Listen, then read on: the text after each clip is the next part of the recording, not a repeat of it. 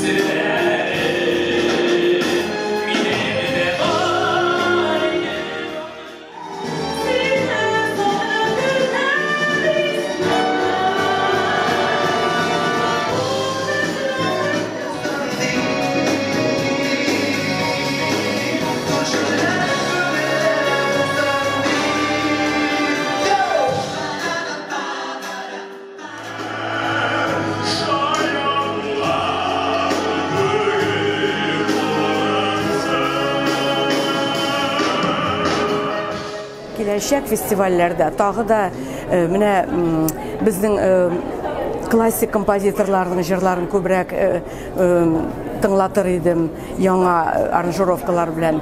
Безнең замандаш композиторларның әсәрләрен тыңлатыр идем. Үзгәрешле шушы проектны эшли башлагач, минем күңелем күтәрелеп китте.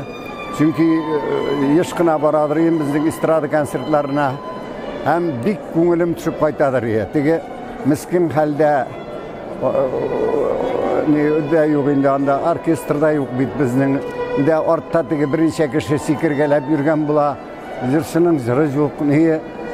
Шундый күңелем төшеп кайтып китәдер, мин әйтәм, ичмаса бер җаңалык күрсәтеп карасыннар, ничек булыр дип. Әлбәттә, менә халык аны күбесе тәнкыйть итә инде, кычкырып җырлыйлар, фәлән түгән дип, безнең татарга хас түгел, нитәләр, бозалар көйне дигән тәнкыйть сүзләр яңгырый. Минем үземдә дә бар кайбер вакытта, шулайрак итсәң әйбәт булыр иде дип. Мин башта дөресен әйткәндә уйладым, үзгәрешле дигәч татар җырының иң шәпләнгенә шәп җырлаучылар дип. Ул мин уйлаганча булмады. Ул эстраданы теге Европа дәрәҗәсенә чыгару өчен эшләнгән икән. Европа тыңласын өчен.